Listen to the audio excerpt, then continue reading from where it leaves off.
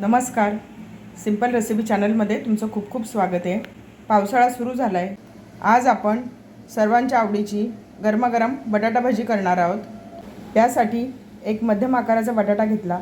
बटाटा स्वच्छ धुवून घेतला, त्याचं साल काढून घेतलं आणि बटाटा काळा पडू नये म्हणून पाण्यात घालून ठेवला आहे. सर्वात प्रथम बटाटा भजीसाठी पीठ भिजवून घेऊया.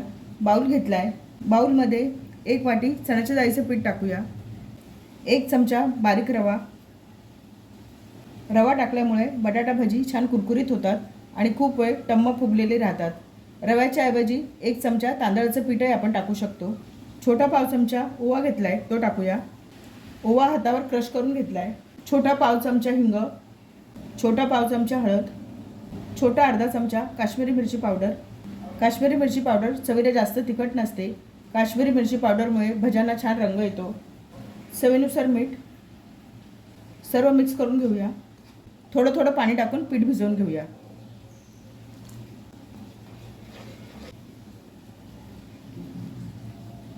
थोडं थोडं पाणी टाकून पीठ छान भिजवून घेतलंय. पीठ अशा प्रकारे भिजवायचं. खूप घट्ट पण नाही आणि खूप पातळ पण नाही. पिठाचं कोटिंग बटाट्याच्या स्लाइसवर व्यवस्थित राहिलं पाहिजे. 2 ते 3 मिनटं पीठ अशा पद्धतीने छान फेटून घ्यायचं. पिठामध्ये गाठी नाही राहिल्या पाहिजेत. पीठ छान फेटून घेतलं आहे. याच्यावर झाकण ठेवते. 10 मिनटं हे पीठ आपण साईडला ठेवून देऊया, म्हणजे याच्यामध्ये टाकलेला रवा छान फुलून येईल. बटाटा भजी करण्यासाठी पीठ भिजत ठेवलं आहे. तोपर्यंत आपण बटाट्याचे स्लाइस करून घेऊया. बटाट्याच्या स्लाइस करण्यासाठी मी हा स्लायसर वापरणार आहे. अशा पद्धतीने बटाट्याचे स्लाइस करून घ्यायच्या. जर तुमच्याकडे स्लायसर नसेल तर तुम्ही चाकूने पातळ काप करू शकता. सर्व बटाट्याचे स्लाइस मी करून घेते. सर्व बटाट्याच्या स्लाइस मी करून घेतल्या आहेत. छान पातळ पातळ स्लाइस झाले आहेत. बटाटे काळे पडू नयेत म्हणून पाण्यात घालून ठेवले आहेत. 2 पाण्याने आपण हे स्लाइस धुवून घेऊया. 3 पाण्याने बटाट्याचे स्लाइस छान धुवून घेतले आहेत. बटाट्याचे स्लाइस काळ्या पडू नये म्हणून याच्यात थोडं पाणी घातलं आहे. याच्यामध्ये छोटा पाव चमचा मीठ टाकूया. सर्व मिक्स करून घेऊया. बटाट्याच्या स्लाइस 5 मिनटं मिठाच्या पाण्यात ठेवूया. बटाट्याच्या स्लाइस मिठाच्या पाण्यात ठेवल्यामुळे भजी खाताना बटाट्याच्या स्लाइस आळणी लागत नाहीत. 5 मिनटं झाली आहे.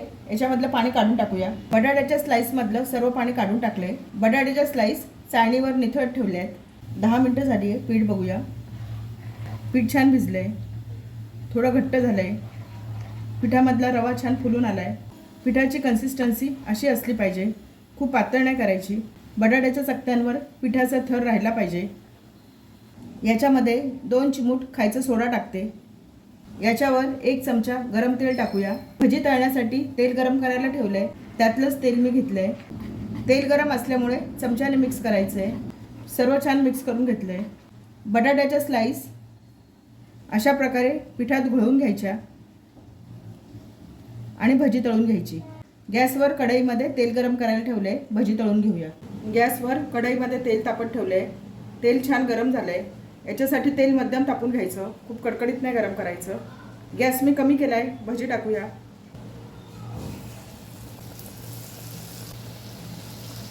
कढईमध्ये मावतील एवढी भजी टाकून घ्यायची. गॅस मी मिडियम केला आहे. मिडियम गॅसवर भजी तळायची. भजी उलटवून घेऊया. भजी छान फुगली आहे. उलट पालट करून दोन्ही बाजूने भजी छान तळून घ्यायची. भजी दोन्ही बाजूने छान तळल्या गेली आहे. भज्यांना छान रंग आला आहे. आता ही भजी काढून घेऊया. छान झाली भजी. छान टम्म फुगली आहे. निथळून घेऊया. काढून ठेवते. दुसरी भजी टाकूया. अशा पद्धतीने पिठात घोळवून भजी टाकायची आहे. तेलात भजी सोडताना गॅस कमी करायचा आहे. गॅस मी मिडियम केला आहे. मिडियम गॅसवर भजी तळून घ्यायची आहे. तेलात सोडल्यानंतर एखाद्या मिनिटानंतर भजी उलटवायची. छान फुगलीत भजी. भजी दोन्ही बाजूनी छान तळल्या गेली आहेत. भजी काढून घेऊया. छान झालीत भजी. अशा पद्धतीने उरलेली भजी मी तळून घेते. सर्व भजी तळून झाली आहे. भज्यांबरोबर खाण्यासाठी मिरची तळली आहे. मिरची तळताना मिरचीला मधून चीर दिली आहे, म्हणजे मिरची फुटणार नाही.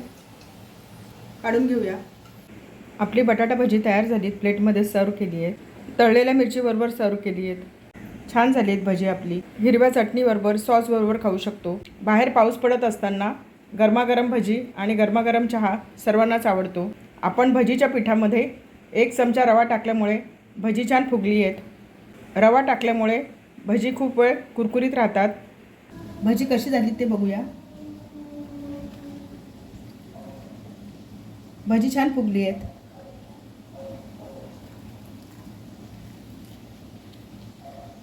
छान झाली आहेत भजी. रेसिपी आवडली असेल तर चॅनलला सबस्क्राईब करा.